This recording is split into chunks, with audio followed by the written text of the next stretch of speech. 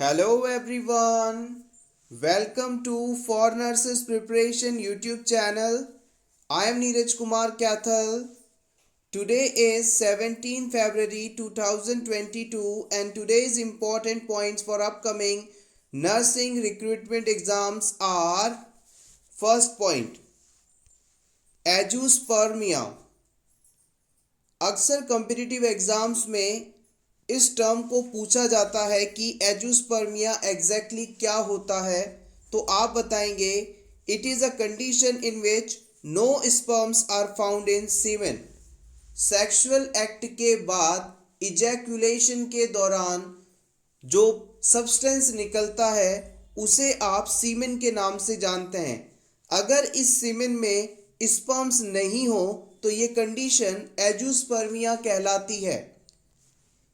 इस एजूस्पर्मिया टर्म और एस्पर्मिया टर्म में अक्सर कंफ्यूजन होता है और इन दोनों ही टर्म्स को अक्सर पूछा भी जाता है। एस्पर्मिया एक ऐसी कंडीशन है जिसमें सीमेन ही नहीं बनता। याद रखिएगा, एस्पर्मिया ऐसी कंडीशन है जिसमें सीमेन का फॉर्मेशन ही नहीं होता और एजूस्पर्मिया ऐसी कंडीशन है जिसमें सीमेन तो बनता है लेकिन उसमें स्पर्म्स नहीं होते।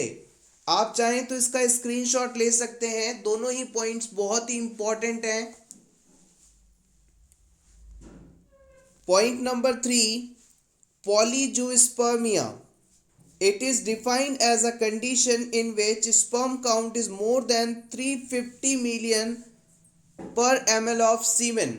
अगर किसी क्लाइंट में, किसी पर्सन में सीमेन के अंदर 1 ml सीमेन के अंदर 350 मिलियन से ज़्यादा स्पर्म्स हो तो ये कंडीशन पॉलीजूस्पर्मिया के नाम से जानी जाती है। याद रखिएगा, 1 मिलियन जो है 10 लाख के बराबर होता है।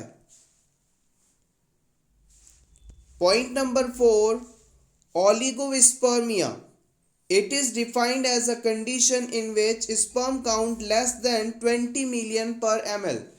अगर किसी पर्सन में 1 ml सीमेन के अंदर स्पर्म का काउंट 20 मिलियन से कम हो जाए तो ये कंडीशन ओलिगोस्पर्मिया के नाम से जानी जाती है। Point number 5, tendons connect bone to muscle. Bones को मसल से जोड़ने के लिए जो स्ट्रक्चर पाई जाती है उसे आप टेंडन्स के नाम से जानते हैं। इसी से जुड़ा एक और क्वेश्चन जो कि अक्सर पूछा जाता है वो है कि बोन को बोन से कौन कनेक्ट करता है। तो याद रखिएगा, इसके लिए लिगामेंट रिस्पॉन्सिबल माना जाता है। बोन को बोन से जोड़ने का काम करता है लिगामेंट और बोन को मसल से जोड़ने का काम करता है tendon. Take screenshot for your revision. Point number 6, mid sagittal plane divides the body into equal right and left halves. देखिएगा, मान लीजिए ये कोई एक पर्सन है और इस पर्सन की बॉडी को यदि हम इक्वल राइट और लेफ्ट पार्ट्स में डिवाइड करना चाहते हैं तो हमें इसकी बॉडी को इस जगह से सीधा कट करना होगा। ये जो कट है जो इसे राइट और लेफ्ट इक्वल पार्ट्स में डिवाइड कर रहा है उसे आप मिड सेजाइटल प्लेन के नाम से जानेंगे। पॉइंट नंबर 7, ट्रांसवर्स और horizontal plane divides the body into superior and inferior parts. ये कोई पर्सन है, इस पर्सन को यदि आप ट्रांसवर्स या हॉरिजॉन्टल लाइन द्वारा दो हिस्से में डिवाइड करेंगे तो जो ऊपर वाला पार्ट है इसे आप सुपीरियर पोर्शन और नीचे वाले हिस्से को इंफीरियर पार्ट के नाम से जानेंगे। तो याद रखिएगा, ट्रांसवर्स या हॉरिजॉन्टल जो प्लेन है वो बॉडी को सुपीरियर और इंफीरियर पार्ट में बांटता है, जबकि मिड सेजाइटल प्लेन जो है बॉडी को इक्वल राइट और इक्वल लेफ्ट पार्ट में बांटता है, यानी दो बराबर हिस्सों में बांटता है। Point number 8, coronal plane divides the body into anterior and posterior part. अब मान लीजिए किसी पर्सन को आपने बिल्कुल बीच के हिस्से से डिवाइड कर दिया। जैसे मान लीजिए ये क्लाइंट है,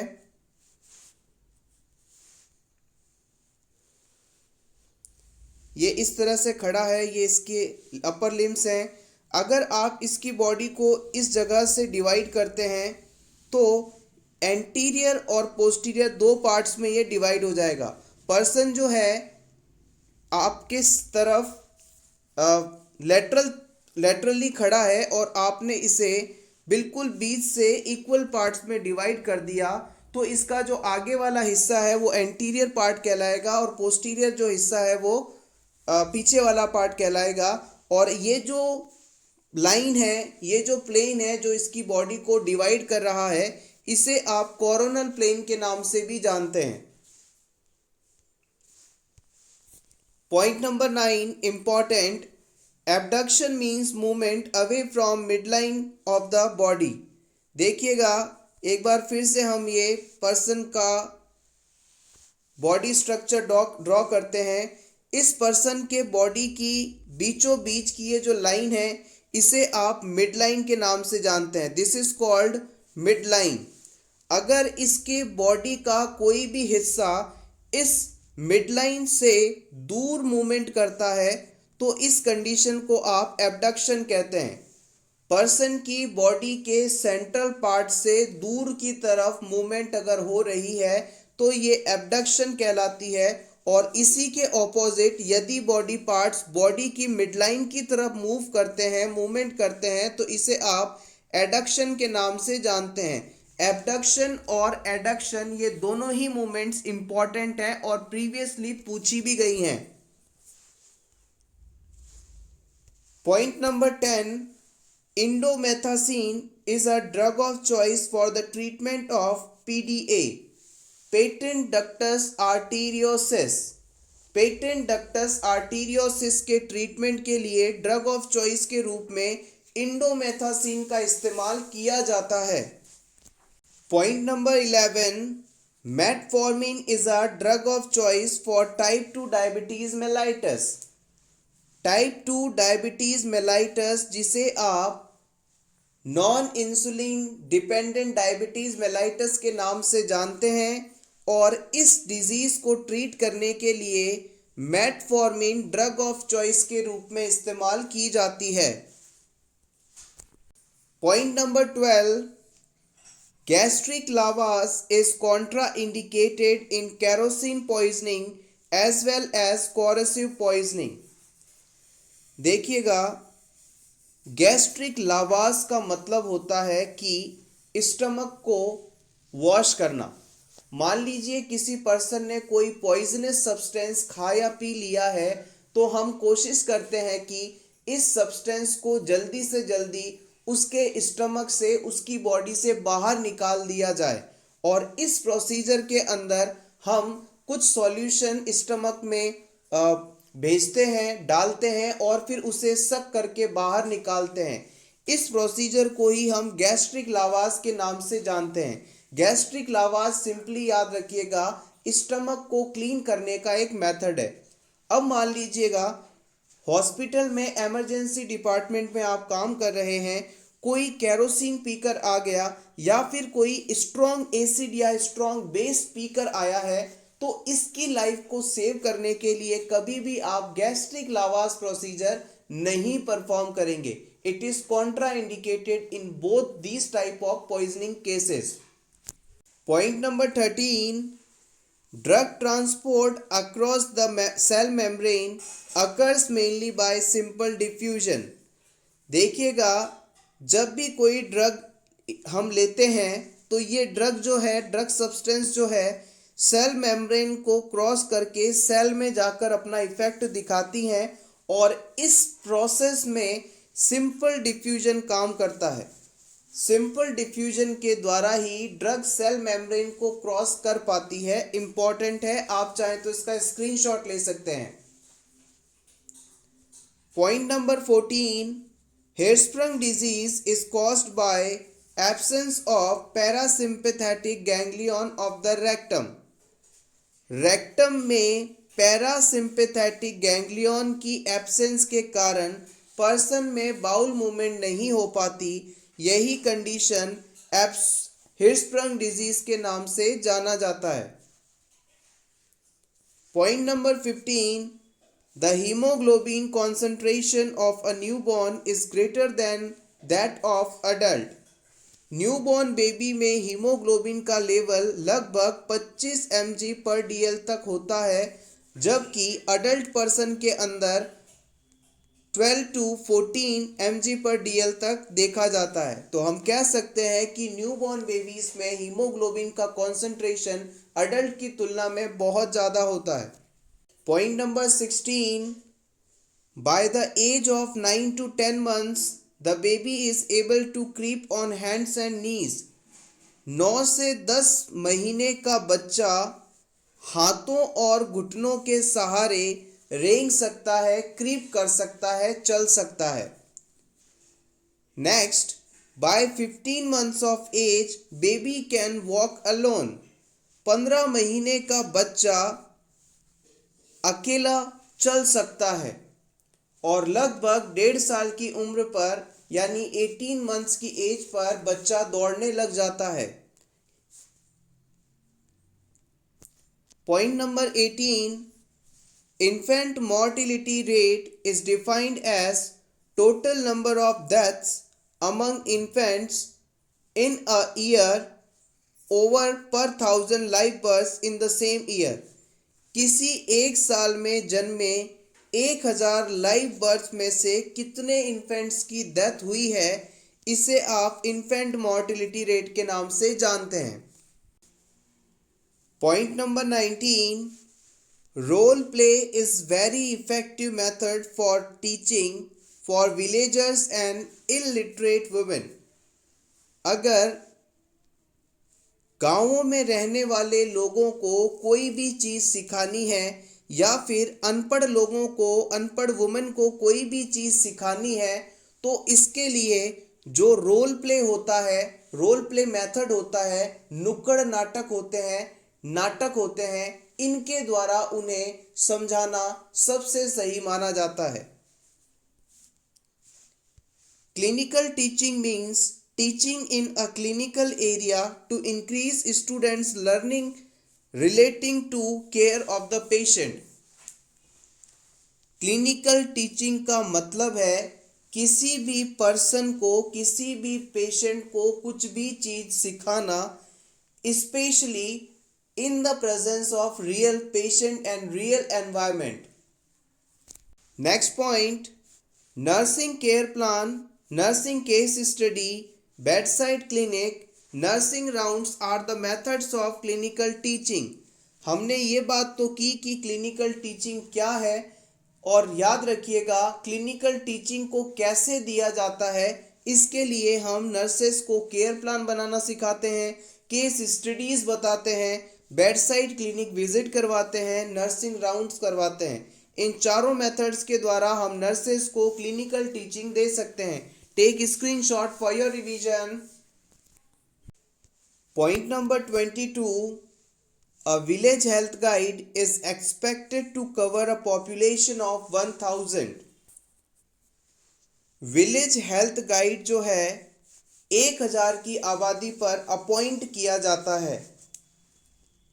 point number 23, dai serves as a link between the families in her village and the health workers female ANM। दाइस जो होती हैं विलेज की फैमिलीज और ANM या फीमेल हेल्थ वर्कर्स के बीच में काम करती हैं। Point number 24, anganwadi workers have been appointed under the integrated child development scheme. Important है, प्रीवियस एग्जाम में पूछा भी गया है। आंगनवाड़ी वर्कर्स को ICDS स्कीम के तहत अपॉइंट किया गया था, integrated child development scheme. Point number 25, An Anganwadi worker is expected to cover a population of 1000. Anganwadi workers भी 1000 की आबादी पर अपॉइंट की जाती हैं। Point number 26, poor oral hygiene is one of the main risk factor of gingivitis. Gingivitis is a inflammation of gums. देखिएगा, अगर किसी पर्सन के गम्स या मसूड़ों में सूजन आ जाए तो ये कंडीशन जिंजीवाइटिस के नाम से जानी जाती है। और इस जिंजीवाइटिस का सबसे बड़ा कारण पुअर ओरल हाइजीन माना जाता है। अगर कोई पर्सन अपने माउथ की केयर, ब्रशिंग आदि प्रॉपरली नहीं कर रहा है तो वहाँ पर जिंजीवाइटिस डेवलप होने की संभावना बहुत ज़्यादा होती है। Point number 28, Crohn's disease is a inflammatory disease of gastrointestinal tract. हमारे जीआई ट्रैक्ट के अंदर यदि इन्फ्लेमेशन हो जाए तो ये कंडीशन क्रोहान्स डिजीज कहलाती है। Point number 29, patient who have undergone cataract extraction should move their head slowly, otherwise it may cause an increase in intraocular pressure. देखिएगा, कैटरेक्ट डिजीज का मतलब होता है कि आईज में मौजूद लेंस का ओपेस हो जाना, धुंधला हो जाना, जिससे पर्सन क्लियरली देख नहीं पाता। इस चीज को करेक्ट करने के लिए कैटरेक्ट एक्सट्रैक्शन सर्जरी की जाती है और इस सर्जरी के बाद पेशेंट को ये कहा जाता है कि वो अपने हेड को एक डायरेक्शन से दूसरी डायरेक्शन में स्लोली मूव करे, अदरवाइज उसकी आईज के अंदर प्रेशर बढ़ सकता है, इंट्राऑक्यूलर प्रेशर बढ़ सकता है, जिसके कारण आईज में डैमेज हो सकता है। Point number 30, important, before undergoing abdominal paracentesis, patient should avoid it, reduces the risk of rupturing the bladder. हम सभी जानते हैं कि हमारे एब्डोमिनल ऑर्गन्स को एक लेयर, एक मेम्ब्रेन बाउंड करके रखती है। इस लेयर को हम पेरिटोनियल लेयर के नाम से जानते हैं। इस पेरिटोनियल लेयर और एब्डोमेन के बीच में जो स्पेस पाया जाता है इसे हम पेरिटोनियल स्पेस या कैविटी कहते हैं। इस स्पेस में यदि नॉर्मल से अधिक मात्रा में फ्लूइड का एक्यूमुलेशन हो जाए तो ये कंडीशन एसाइटिस के नाम से जानी जाती है। इस एसाइटिस कंडीशन के ट्रीटमेंट के लिए हम क्या करते हैं कि इस पेरिटोनियल लेयर में निडल इंसर्ट करके इस एक्स्ट्रा फ्लूइड को रिमूव कर लिया जाता है और ये जो प्रोसेस है ये एब्डोमिनल पैरासेंटेसिस प्रोसीजर के नाम से जाना जाता है। और याद रखिएगा, जब भी हम एब्डोमिनल पैरासेंटेसिस प्रोसीजर परफॉर्म करते हैं तो सबसे पहले पेशेंट को वॉइड करने के लिए कहते हैं, ब्लैडर को एम्प्टी करने के लिए कहते हैं, क्योंकि अगर पेशेंट का ब्लैडर फुल होगा तो जब हम निडल इंसर्ट करेंगे तो ये निडल जो है पेरिटोनियल कैविटी की बजाय ब्लैडर में जा सकती है और वहाँ पर डैमेज कर सकती है, ब्लीडिंग हो सकता है, इन्फेक्शन हो सकता है, ब्लैडर परफोरेशन हो सकता है।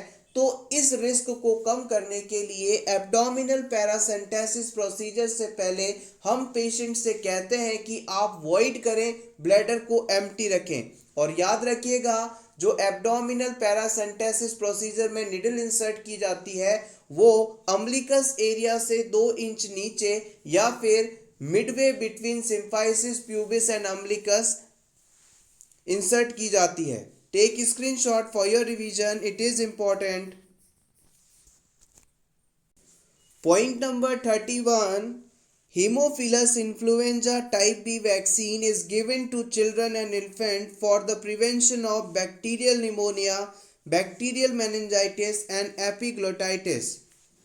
Haemophilus influenza type B vaccine हम चिल्ड्रन और इन्फेंट को देते हैं। ये वैक्सीन इन बच्चों को निमोनिया, मेनिंजाइटिस और एपिग्लोटाइटिस जैसी कंडीशन से बचाता है।